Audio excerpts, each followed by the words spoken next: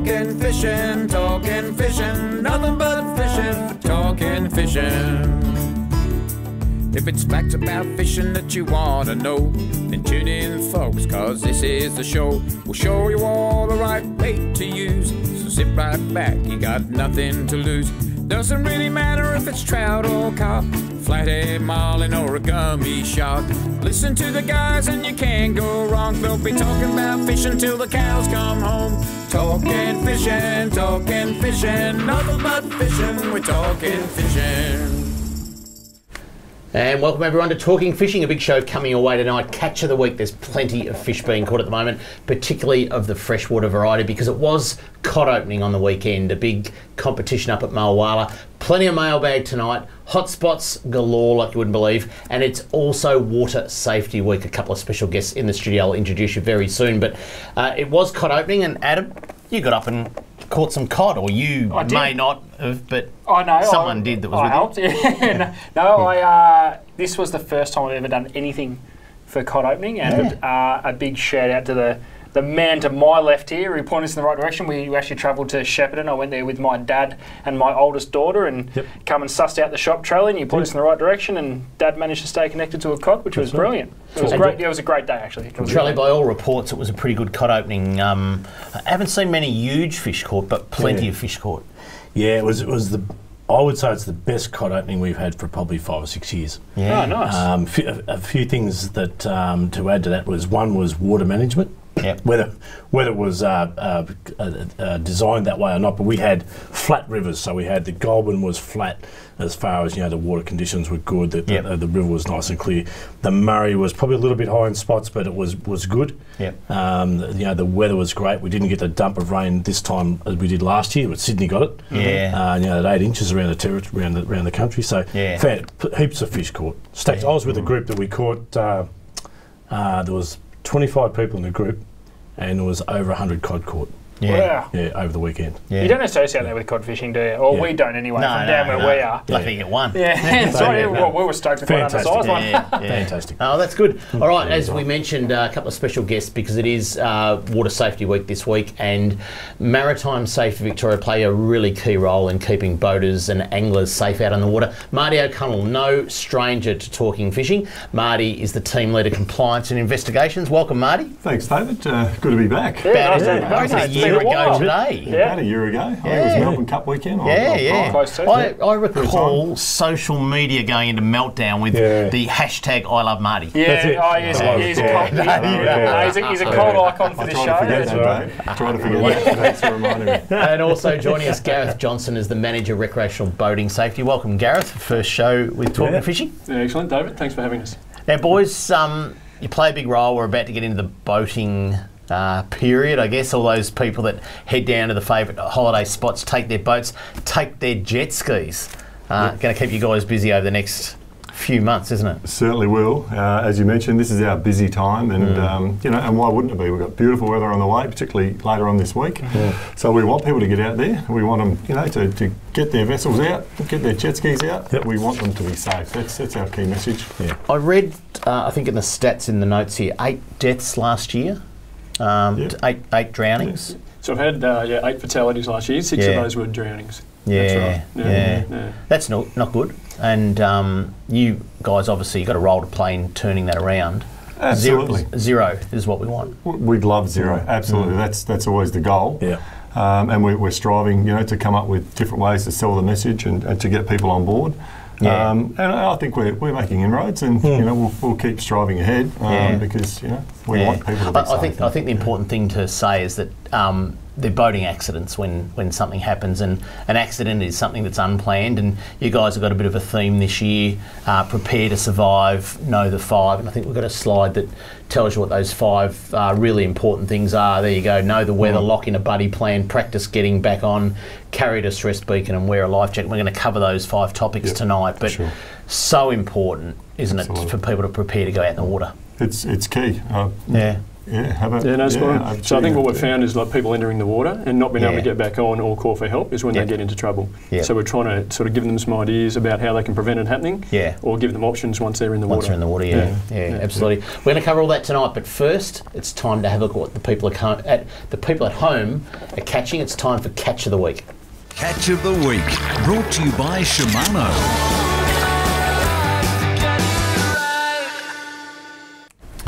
And I tell you what, the first photo mightn't be a big fish, but it counts. but it's an exciting fish. Counts. Have a look at this. Rip Charter's out on the weekend. Rip Charter's out on the weekend. Hopefully we're going to bring it up in a minute. The suspense, Dave. It's all part. It's all part of the plan. It's all the suspense. It's all part of the plan. Apparently we can't get the pictures up. Okay, so I guess we'll just tell you what it is, eh? Rip Charters did catch the first kingfish of the season. First photos that we've seen. And there you go. Rip Charters, the first kingy for the season that we've seen. Is that a salmon or a kingy? It's a kingy. Small. Come on, Charlie. Small kingy. You're a fisherman. Legal size, 60 centimetres, I think. Yeah, I'll take your word for it. Yep. But anyway, look, a kingy's a kingy, and to see them in our waters out the front of the rip is just a fantastic sign for what's going to happen in the next few weeks and certainly in the next month. I've got to say, and I don't want to give too much away, but Paul Worsling's been up the coast a little bit filming. He has never seen schools of kingfish so big. And if that East Australian current's just flowing down a little bit, we have got a big January ahead of us, I can tell you. That's good. Like, just massive. Exciting. Like, massive. We'll take that. Alrighty, let's have a look at another fish now. This fish was actually caught last Tuesday, too late for our show last week, but Harry got a cracking, a stonker. 10.3 kilos, snapper off Frankston. That's a ripper. That's turning into big old man snapper. Harry has been on every report you can think of in the last week. And rightly so with a fish on. Good on Harry. He's got a nose on like Elephant Man. As long as you didn't point out me. Good to see the kids are out. And Liam, Charlie, can you say Liam's surname there? Liam Gosrick. Yep, that's the one. 5 kilo snapper off Seaford. That's a nice looking fish too. So well done to Liam. Kids are just loving this snapper season, getting out with mums and dads and catching the giving fish. a wave. Yeah, absolutely. Yeah, high five. I'm on TV. Look at that. Flicking the bird. Let's go to the next one out of Carrum because it has been the capital. Really, those fish are really congregating well out the front of Carrum. There, Frankston, Seaford. 18, 19 metres. Yeah, most people. A little bit deeper than what they were, a month or so ago. But Monique, absolutely beautiful. Another 5 kilo fish. It seems to be that year class of around that 5 kilo being quite popular. So 5's the new 3. Yeah, they all used to be 3 kilos. Except for the last 10 kilo. Yeah, it's 2 except for that. That's probably the father. Well, they're a nice eating fish too, the 5 kilo. Yeah, good size fish. All right, let's head over to Western Port, and I tell you what, gummy sharks are on the menu in Western Port, and it's been fantastic. Again, the kids are out. Caleb and Flynn, have a look at that. Some absolutely beautiful young men that are catching beautiful young gummy sharks. It's good to see them getting out, isn't it? That's right. Even more important, Dave, they've got their life jackets on. Well done. Jesus, great to see. Maritime Safety Victoria is in the house. Prepare to survive. As always, Sean Ferdier is the king of Western Port, and he just gets his customers onto some cracking fish. And look, you can almost make a show out of Sean's photos each week, couldn't you? He could dominate Catch of the Week every week. He catches but have a look at Adam Halloran, who was out, I think, for his birthday, and Sean got him several gummy sharks. He doesn't muck around, Sean. No, that's a fair fish. They're just all quality. So he'd go under the fillet knife, you reckon, that one? Yeah. Would you? Well, I don't know. I would. Yeah, I would. All right, let's head up. It's Murray Cod season. It opened on Saturday. As we said, there was some hot spots we gave last week, and we told people to get up and catch a Murray Cod. This guy ignored them and caught fish. Daniel Pratt headed to the Yarra River Kangaroo Ground, a lovely 70-centimetre fish. That's fantastic. What sort of lure are they? What's the hot lure at the moment, Trilly? Bodied lures at the moment, just something that dives. You just got to pick it for the environment. So if it's a shallow water, obviously something that's shallow, not too big, but it's all over the place actually. Bodied, surface, wake baits, spinner baits. Yeah, a bit of technique. Yeah, it's gone, man. There you go. Mark and Carolyn Blonely headed up to the Cod Classic on the weekend, which was a big comp. And this is Carolyn with her first ever Murray Cod. Caught at the Cod Classic on the weekend on a scrub worm. How good is that? Scrubby. Hey? Can't beat the scrubby. There's still a picture fish They really are. They're better than a snapper to look at. Doesn't matter how big, how small, they look beautiful. They're stunning. They are. They're really nice fish. And lucky last, another Murray Cod. Adam, this might just be your old man. Oh, look at this. Look at that. How's that? I even let him wind one in, eh? Yeah. Oh, get out. That's a bit nasty. No, he got me this trip. Yeah. He got me. He had fished me well and truly. How good's the Broken River? Good on you, old boy. Oh, it's my new favourite. Broken River? Broken River. It's my new favourite. Pretty good, isn't it? I know. Trev told me that you're the product of his love. That's what he said to me. If you'd like to send in a pick of your catch of the week, this is what you have to do.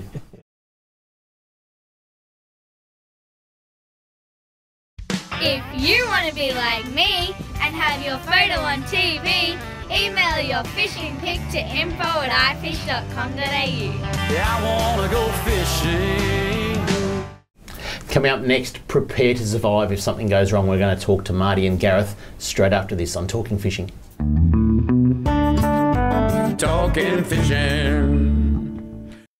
We know what you'd rather be doing. We know what you've really got in mind. We know you'd rather be out fishing. And today's the day you're gonna wet a line. 'Cause every day's a good day. Stop wishing. Every day's a chance to drift away. Drift away. Every day's a good day for fishing. See it down and tackle world today. Talking fishing, nothing but fishing. We're talking fishing, nothing but fishing. We're talking fishing. Welcome back to Talking Fishing. I guess we're on. We've got a few technical problems in the studio today, but we are joined by Marty O'Connell and Gareth Johnson from Maritime Safety Victoria.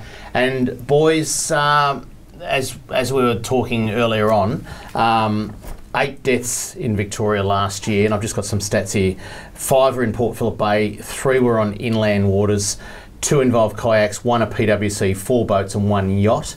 And 2 of these incidents involved solo boaters who failed to raise the alarm when they entered the water. So, you know, all preventable, you'd have to say. And you guys have got a bit of a campaign to prepare to survive. So if something does go wrong, you need to be prepared and have a think about how to survive if something does go wrong. So, you want to prevent it, but if something does go wrong, it's key to know what to do, isn't it? Yeah. And so we've identified, as I said before, falling in the water, not being able to get back on board or raise the alarm. But leading on from that, we say, well, we look at people, no matter how experienced they are, like things can go wrong, like out of their control, and that's when we want to give them some options.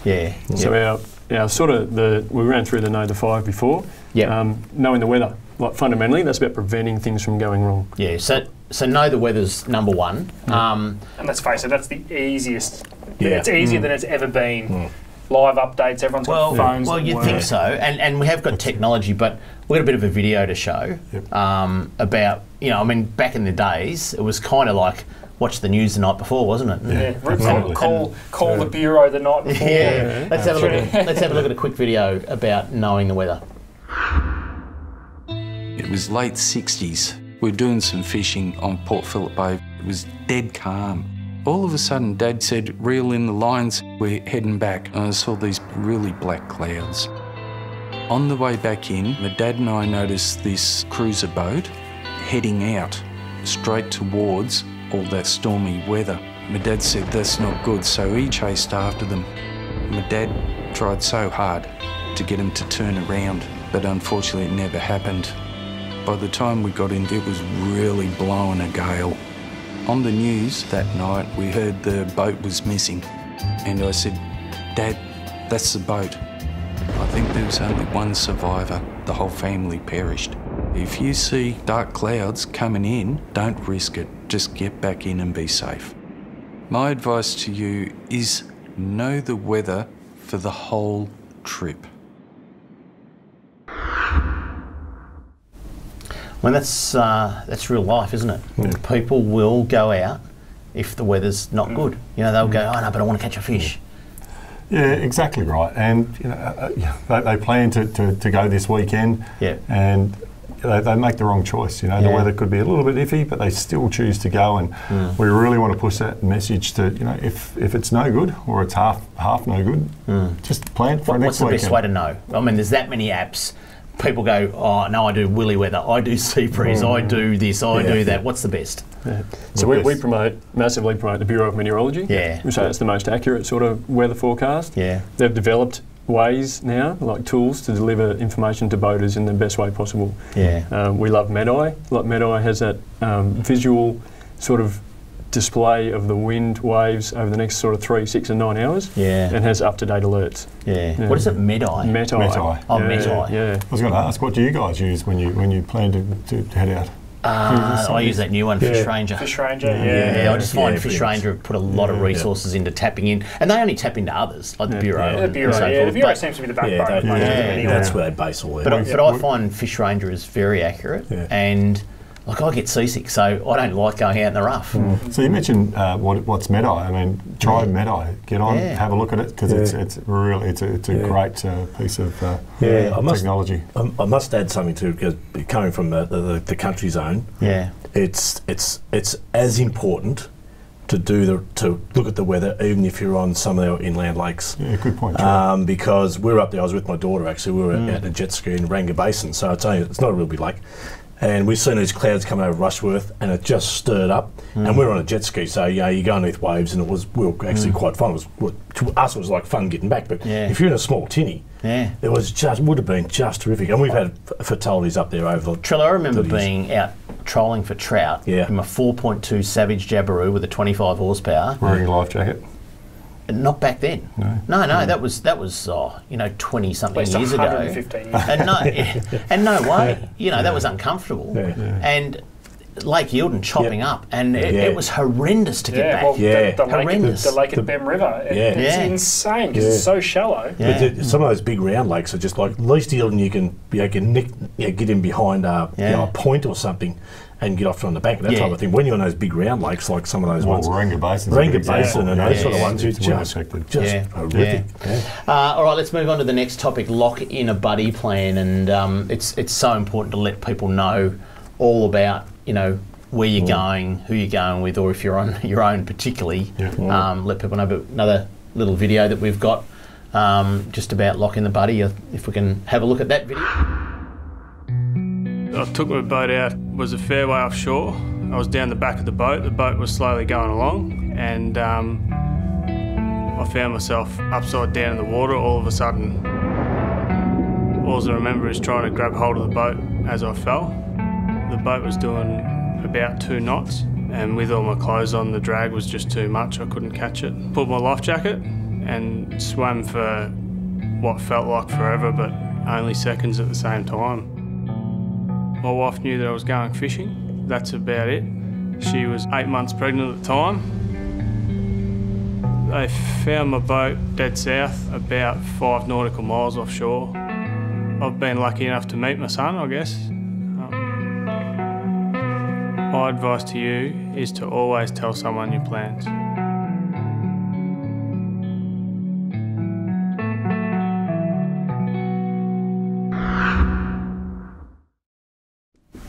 Can I ask you two guys first? You ever been for a swim fully clothed? I Shoes? have, because they taught us how at school for swimming programs. It was the Bronze Star, wasn't it? It's not easy. Well, intermediate stuff.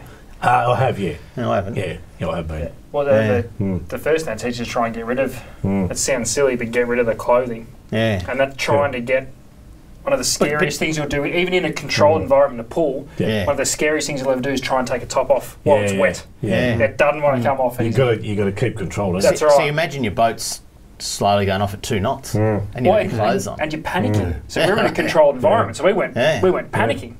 We had people there, but when you take your clothes off every day, but underwater, it's that's right. You do. So a buddy plan, what's that all about? Go for it. Yeah, so I mean, we talk about trip logging on, logging off. There's lots of ways you can do that.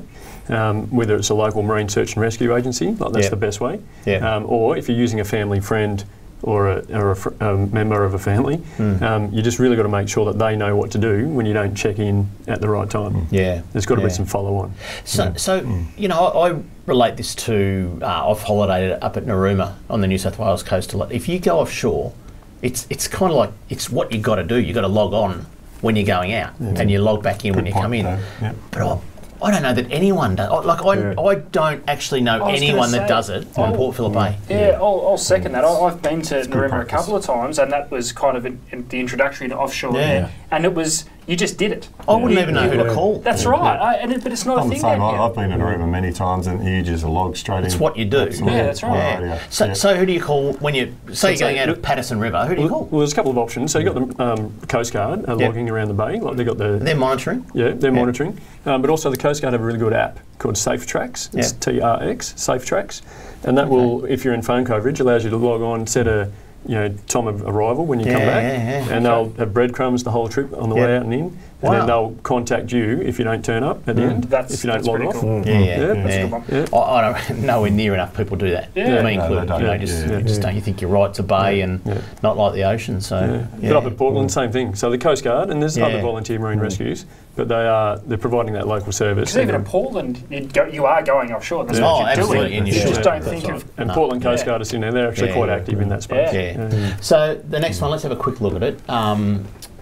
Prepare to go practice to get back on. It's something that I bet you. I bet you no one's done. No, and let's have a quick look at a video about. I found myself overboard when I was asked to help release a rope from the back of the propeller of a yacht that I had been sailing on.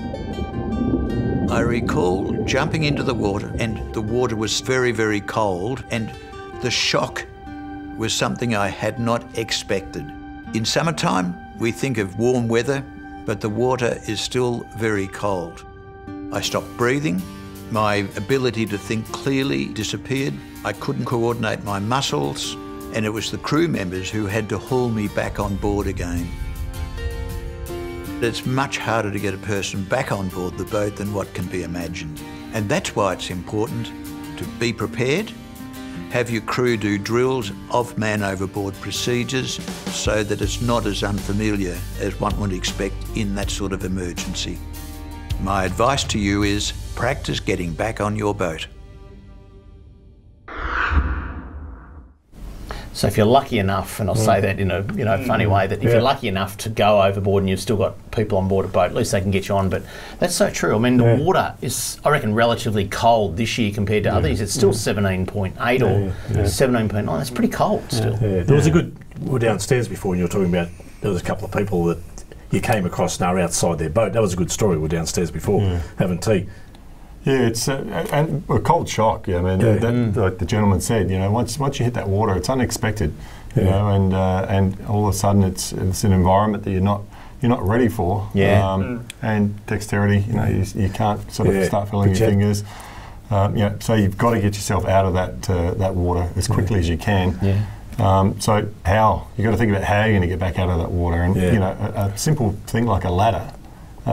Is a really good piece of equipment. You were saying you had two people who were outside the boat, jumped out the boat, and then you come along and said, well, while I'm here, just try and get back in the boat. And they really, really struggled. Yeah, that's right. And they didn't realise that. They didn't realise, correct. Yeah, didn't realise that. You thought I was going to tell the other story, didn't you? That's right. What are you talking about? No. And it's people don't plan to go in the water.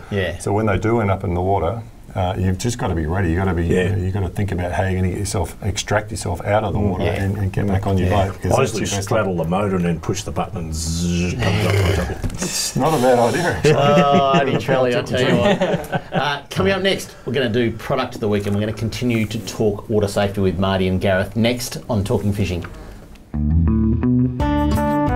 Talking Fishing.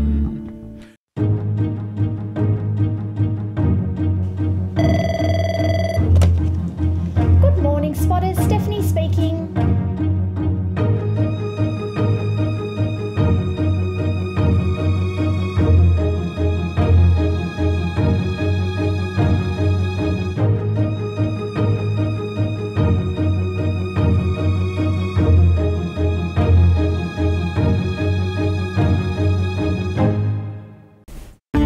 Product of the week, brought to you by Tackle World. Talking fishing, nothing but fishing, we're talking fishing. To Talking Fishing, we are joined by Marty and Gareth from Maritime Safety Victoria. and we're talking water safety because it is Water Safety Week here in Victoria and plenty to talk about, but we're going to talk about product of the week first, Ads. Yes. And handy product alert. This is such a little thing that is so goddamn useful. Such a big deal. And listen, I must admit, this is a magnetic retainer. They're not necessarily a new product, but I must admit I had no idea how handy these things were until Dave. Just the other day, we ducked out to Patterson Lakes aboard the big bad boy that you've got there at the moment, and we did a little bit of filming for the shop on what these things were like.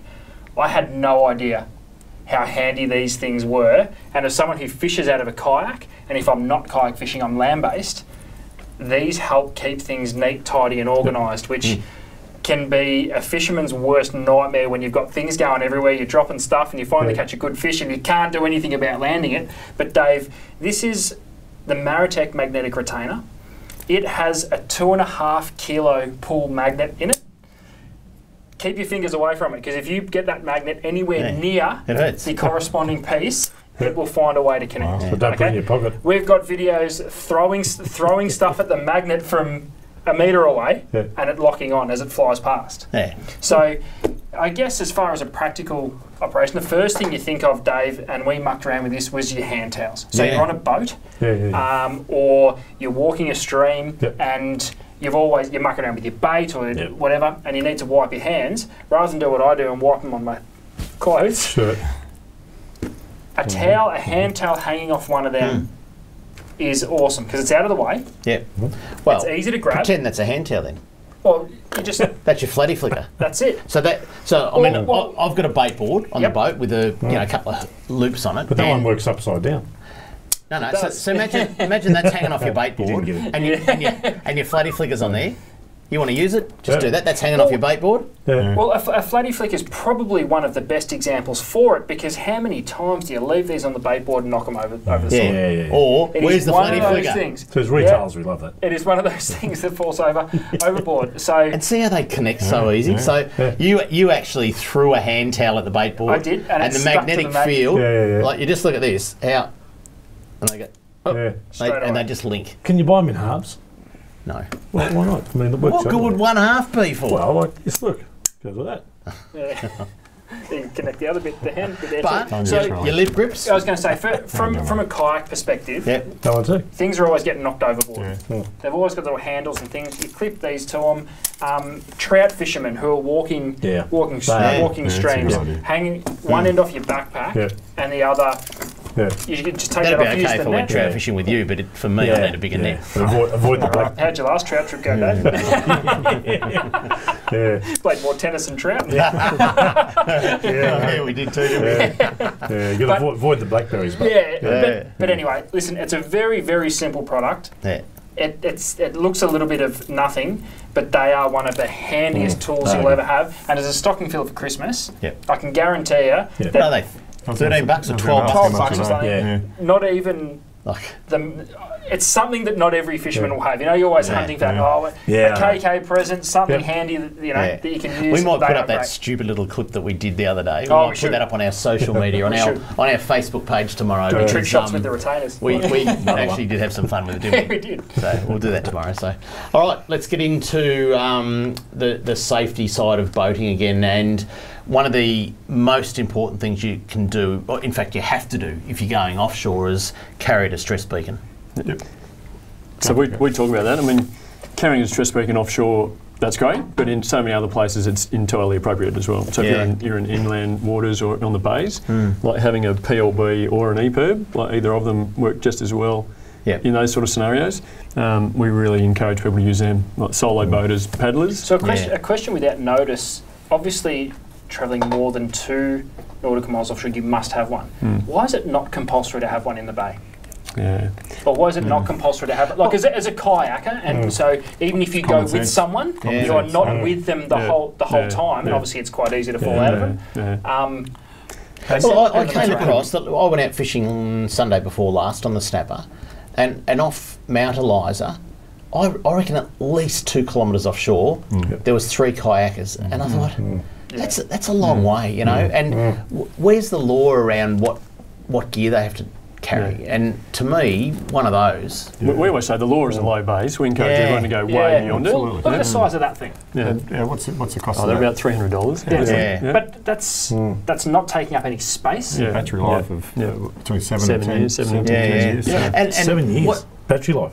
Wow. What's the signal like on that compared to the legal EPIRB that you have to carry? And this is why boat? there's a difference with the coastal offshore. So an EPIRB will float. It floats upright. It reflects off the water surface. It does a whole lot more things than a PLB. But at the same time, if you can hold that above the water, so whether you're forward driving or boating, it gives you that a clear line of sight to a satellite, and then that will get the same signal out. It's a slightly lower battery life, but you've got to be found within a couple of hours. And, if you're upside down in a kayak and you've actually still attached to the kayak and you find yourself that you can't get back in, if you get your PLB off and you're sort of holding it, you're going to have someone there within about an hour, I think it is. We've got a little story about that too, about the about distress beacons. Let's have a look at it.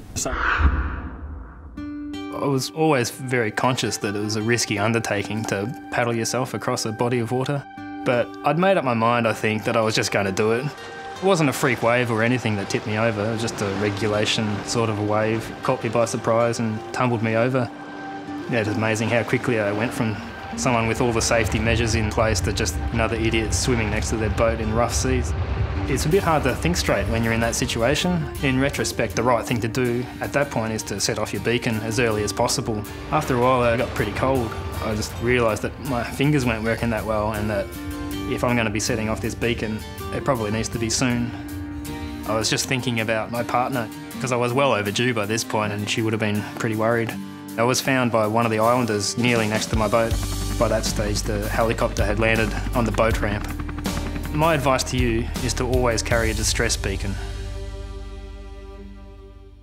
Are you guys looking at anything to further safety with kayakers now that they're going a bit further offshore? I'd say we've had a few coronial inquiries where the recommendations from the coroner saying, why aren't they? Exactly as you say, Adam, like why aren't they carrying more gear or having PLBs on board? And then it is, as part of maritime safety role is to make recommendations to government about changes to the law.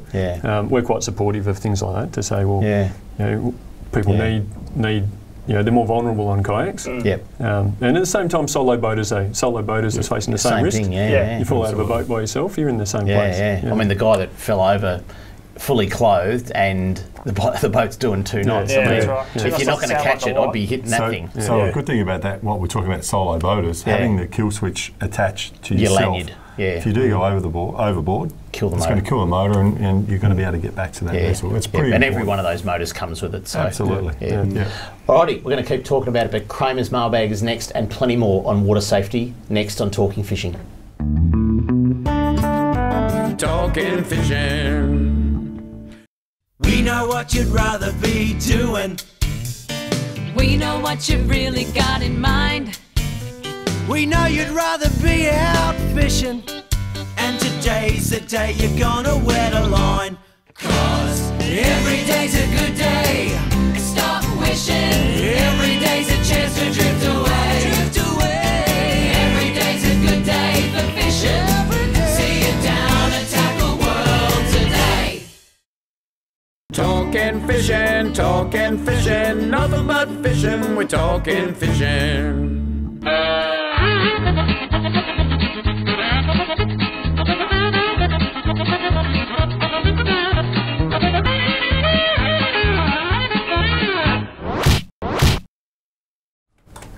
And welcome back to Talking Fishing. We are joined by Maritime Safety Victoria guys, Marty and Gareth.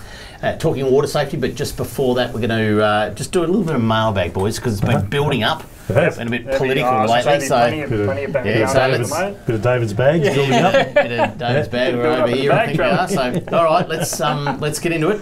G'day, David, Adam, and Trelly. We are heading to Lake's entrance to have a crack at catching some prawns, but never tried before. On the show, could you please do a run through of the basics if you have some experience with them? It's not something we do here in Geelong. From Mark and Caroline. For starters, don't go till February. Do we just lock in Project of the Week next week? Yeah, no, but in all seriousness, don't go to all about February. They don't start running till then, and then so it is a seasonal thing. You don't just go there. You want no moon. basically. Right. No moon. You want a good run out tide in the estuaries or in lakes proper, and no moon. So there you go. We might talk about it more in February. Yeah. Daryl, he writes, "Hi guys, long time viewer, love the show. Just wondering if Alcoa Pier in Geelong could be used." Oh, this was from last week. You want to know if Alcoa Pier in Geelong could be used as a fishing platform. Now, I asked young Chris. Yep.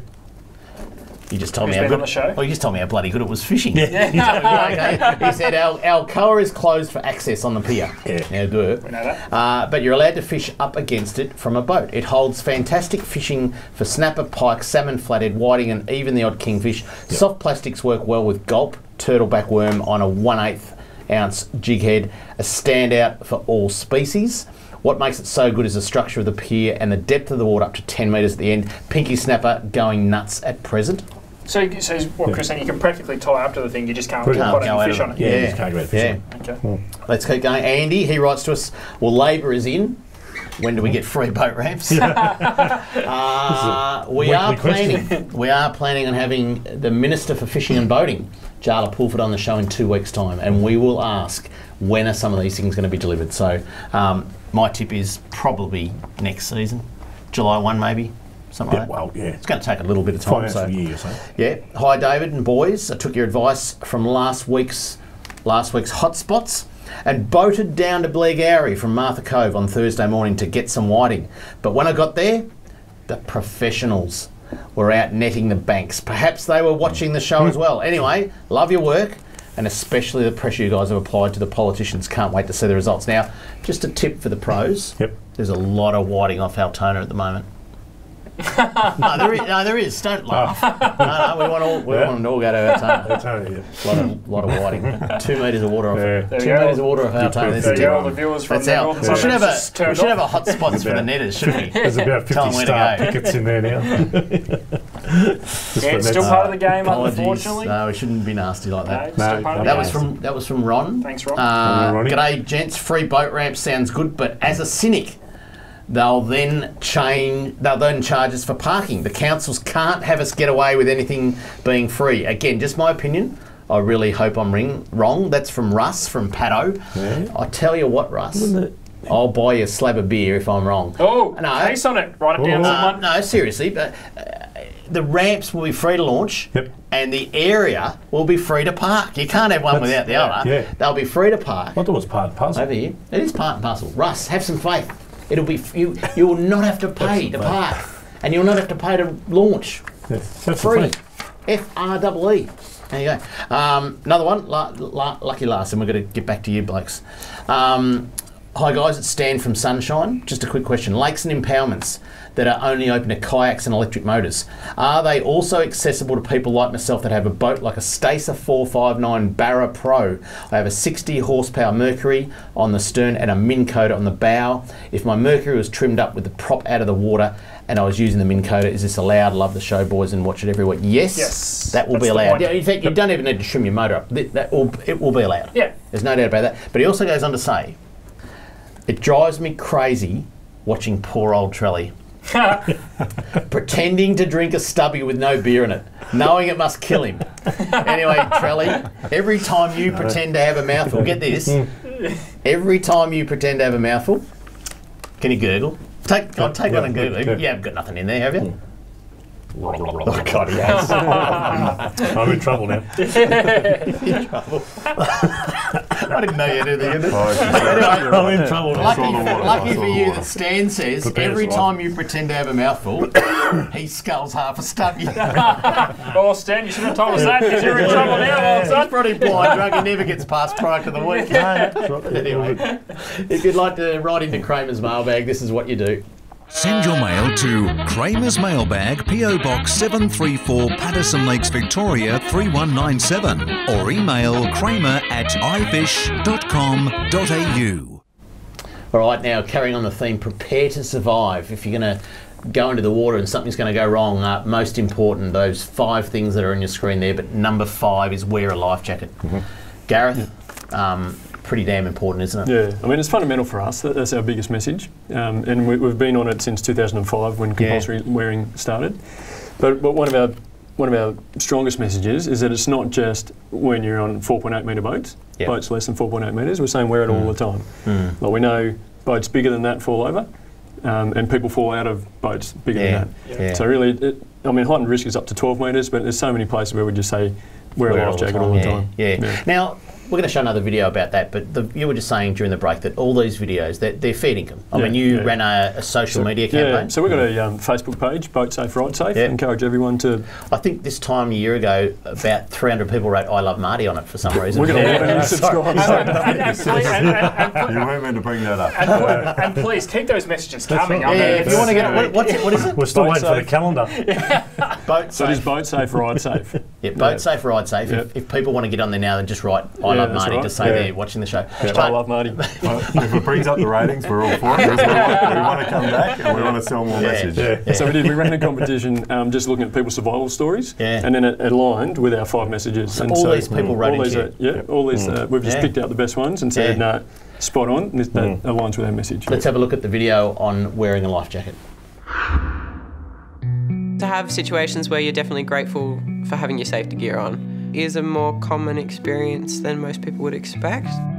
Most people would think of cold water as 4 or 5 degrees, but actually anything below 15 degrees, if you were to fall into the water, your body could go into what's called cold shock response, and that's a pretty serious situation. When I'm teaching boating, there is a huge focus on safety, and I think it's very important to know what kind of life jacket you need for the kind of boating you're doing, and to know the history of that jacket and know that it's in good repair as well. Things are fine when they're fine, but you don't know when something's going to go wrong, and that's when you need your safety equipment on already, because it's going to be too late in that situation to put it on. My advice to you is to always wear your life jacket.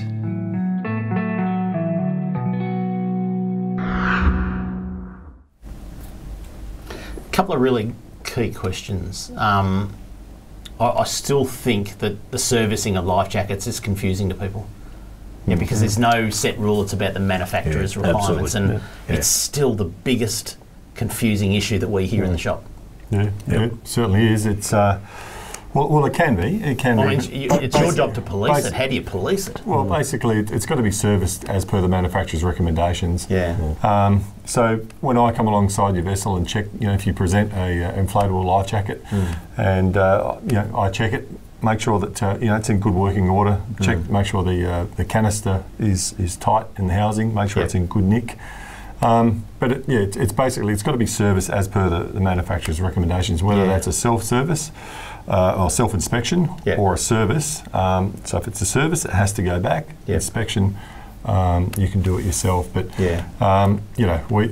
the time has come where we really are policing this law, because if you are relying on an inflatable jacket, it's got to work. Otherwise, it's just a garment. So we certainly won't. When you buy one brand new, what do you have to do?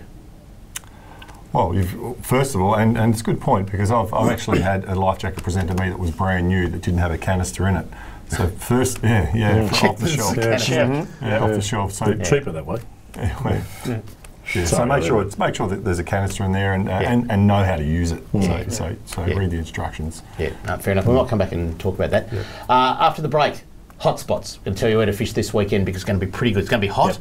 It's going to be cool. It's going to be pretty cool out in the water on Saturday. So hotspots next. Then we're going to continue our talk with Gareth and Marty straight after this on Talking Fishing. Talking Fishing. G'day, Callan here from Paul Worslam's Tackle World Cranbourne. Supercharged batteries have been supplying maintenance-free marine batteries since 2001. The Seamaster Gold range is second to none, delivering superior starting power and reserve capacity. No need to top up with water, truly a fit and forget battery. With up to 2 years replacement warranty, you know you have quality. Your battery is your lifeline. Without it, you're dead in the water because it's bloody hard to push start. I've got a Seamaster battery in my boat. Make yours a Seamaster Gold today. Talking fishing, nothing but fishing, we're talking fishing. And now the segment you've all been waiting for. Hotspots, brought to you by Seamaster Batteries. Welcome back to Talking Fishing. Let's punch through the hot spots because we want to keep talking water safety with these guys. Number one, out deep off Indented Head. There are some magnificent snapper being caught at the moment, Charlie. Yep, great fishing down that way. Get out there and do it. All right, such a brutal sounding area, Indented Head. Indented Head, I know. It's no good, is it? Many people heading there for their holidays this Christmas, and if you can get out deep, it does drop off into 20 odd metres, and there's some great snapper fishing there. Frankston seems to be holding some great fish as well, boys. You know, anywhere I think out of Carrum, but I think most people are turning left. That Seaford, Frankston, Mount Elias area has been really good, but Frankston in particular, we saw that big 10.3 caught last week, and lots of 5 kilo fish. That's right, and fish everywhere from 14 to 18 metres. Basically. Absolutely, yeah. Let's head over to Western Port, and now's the time to do it because the big ones do tend to die off a little bit, but the Tyab Bank is fishing very well for some large calamari at this time of year. Yeah, that's right. Get into 3 and 4 metres of water, size 3.5 to 4 size jigs. Don't be afraid to go big. Make some good baits, but also some good feed there. The other one is King George whiting. We're getting more and more reports, and we've seen, in fact, I've spoken to quite a few people this week that have fished deep. So top end of the middle spit, but off to the left and out deep. What's deep for King George whiting? Oh, well, I mean, I was talking to a guy the other day with 18 metres, and he caught thumpers, 45. Greg Duncan was in the shop today he was catching some thumpers in deep water, but I think even the 8 and 10 metres, they're catching some decent fish, so that top end. Let's head inland now, and Charlie, we spoke about this earlier on today, Bundalong is a great spot for Murray Cod at the moment. Yeah, Bundalong, we've got some terrific reports up there. You know, a lot of guys just bait fishing. A few lures, catching a few, but just bait fishing and just relaxing, taking in the atmosphere, and it's a lovely part. Bundalong above Mulwala, where the ovens runs in and just upstream from there. Yeah, okay. And the other one is Frank Melito gave us the hot tip that there's just some monster dusky flathead coming out of Lake Tyers. How much at the moment. Go to Lake Tyers, right? Oh, get there before all the tourists get there, because in 4 weeks' time, it's just going to be absolutely packed. You won't be able to move. So, all right, we're going to keep talking with Gareth and Marty about marine safety and boating safety in general, but life jackets, one of the things you do need to do, and you have had to for several years now, is wear them in the rip or the heads. Yeah, pretty important. You know, it's a hazardous area. You talked about Kingfish. You know, it's only going to get busier with people going down there. But just make sure that you're wearing your life jacket in the designated area. Last year, I would have said, 2 or 3 years ago, there was probably 100 boats on a good day. Now there's 250. Easily. And if the stories are right, that the Kingfish are in the heads already, and they're certainly around the coastal areas, there's a potential for 300 to 400 boats in the heads now. And we talked about life jackets. They're critical. We want people to wear life jackets because they are required to. But so the back end of that is obviously shipping as well. It's a busy piece of waterway. So keeping a proper lookout for ships. Don't impede a ship entering or leaving. Well, ports continue this year with the boat there on the loudspeaker telling everyone to get out the way. Absolutely. Kind of a bit of a routine thing now, isn't it? They've ramped it up, and so will we. And just on that, making sure that people are not chasing those snapper in those channels and anchoring. We also talked during the break about it's not just Maritime Safety Victoria as authorised officers, fisheries, parks, they've all got a role to play in this, haven't they? Yeah, shout out to those guys. So we've authorised them, and that just makes sense because they're out on the water just as much as we are. And they're checking boats similar. So they can come up to you and check for your life jackets, your safety gear, that sort of stuff. Exactly the same as what we're doing. So they're authorised to issue fines and all that sort of stuff as well. Absolutely. So and we'll be doing a lot of joint patrols with them. So come and say good day as well. We're out to educate. Similarly, you guys patrol marine parks at all? No, we don't. No. Because I was going to say, Marty, I know that you love you wouldn't move a couple of boys for us, would you? No, we won't ask you to do that. That's all right. No, we won't. Duck into a marine park. There you go.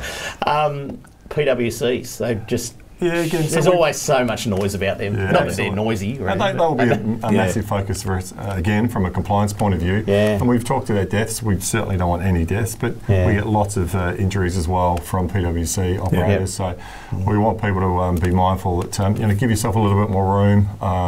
They operate in pairs, and they tend to T-bone each other. We see lots of hip and femur and chest injuries from which there was one death last year with the PWC.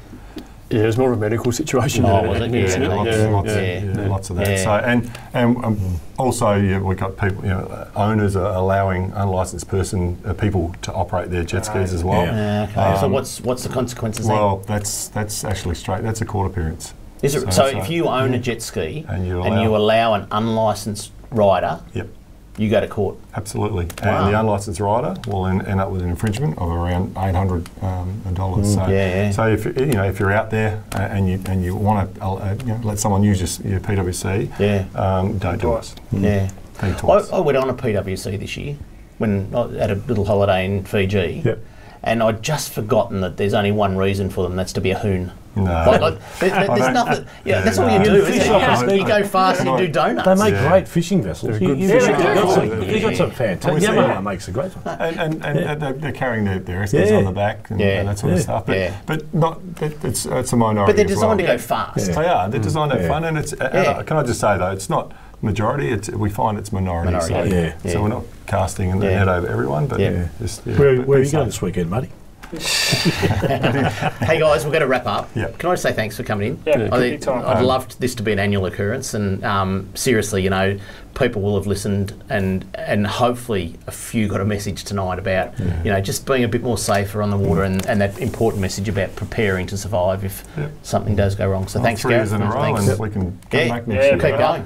That's it for Talking Fishing. We hope you enjoyed the show. Next week, another special guest in the studio, Charlie May from the Victorian Fisheries Authority. Charlie's a fly fisher. She works in the comms team at Fisheries and should give us a run for our money on a trout stream, I can tell you. Should make some interesting talk. Until next week on Talking Fishing, please stay safe on the water and enjoy your fishing.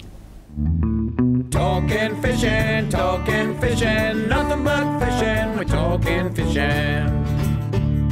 We got all you need, just take a look. Watch those fish jump on your hook.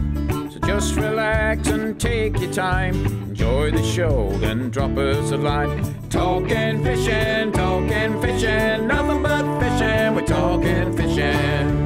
Talking fishing, nothing but fishing, we're talking fishing. Talking fishing. Have a good weekend, Mr. Walker. You too, son.